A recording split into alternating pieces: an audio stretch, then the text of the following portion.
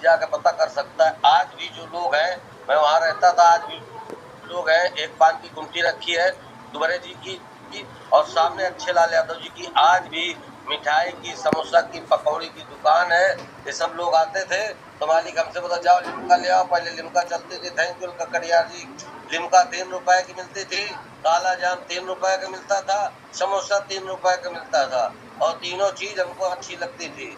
होते बड़े लोगों को लिम्का मंगाई जाती, जब आते समोसा ले आओ, ये ले आओ, काला जाम ले आओ, सारी चीजें, लेकिन हमको भी अच्छी लगती थी, लेकिन मैं खा नहीं सकता था। केवल जो आते थे गेस्ट उनको मंगाई जाती थी, हमको नहीं मिलती थी। क्योंकि अब तो जो है कि अब अगर हम होते तो हम पहले रास्ते में खा लेते, वहां पहुंचता गेस्ट के लिए चाहे ना पहुंचता, हम पहले रास्ते अपनी पेट पूजा कर लेते।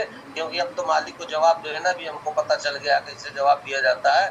पहले सारी चीजें डरते डरते कहीं मालिक हमको निकाल न दे, तो ये थी। आज भी देखो अच्छे लाल यादव जी की दुकान है, आप जाइएगा। अंकल जी मैं कहता हूँ, मैं आता था जब सब पूरा काम 12-1 बजे तक निपट जाता था, तब मैं आता था कि मैं जाके यहाँ लिम्का पीऊंगा, समोसा खाऊंगा, काला जाम बहुत अच्छा लगता था, काला जाम खाऊंगा।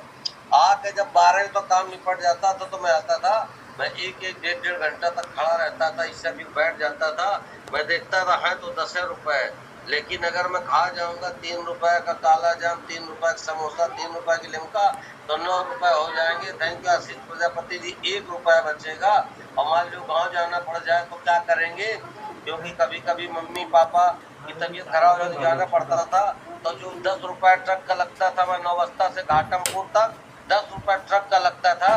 जो आगे बैठ के जाता था उसके 10 रुपए लगते थे, और जो पीछे बैठ जाता था उसके 5 रुपए लगते थे।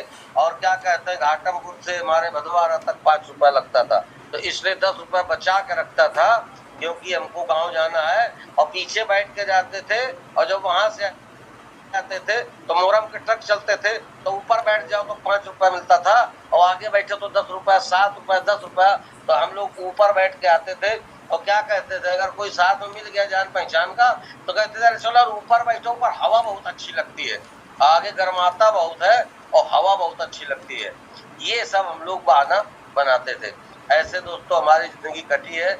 इसलिए मैं आपको जानता हूँ दोस्तों, सब जद्दोजहद के बाद मैंने सोचा कि मैं गरीब घर में पैदा हुआ हूँ, मैं गरीब घर में पैदा हुआ हूँ, इसमें मेरा कोई दोष नहीं है, लेकिन गरीब बन के नहीं मरूंगा, ये मैंने ठान लिया था। और अपने आप को ठान लिया था, मान लिया था, जान लिया था, पहचान लिया था कि जो जिंदगी मैं जी रहा हूँ, ये जिंदगी मैं अपने बच्चों को नहीं दूंगा। जो जिंदगी मैं जी रहा हूँ, ये जिंदगी मैं अपने बच्चों को नहीं दूंगा। जितने लोग इस पैनल में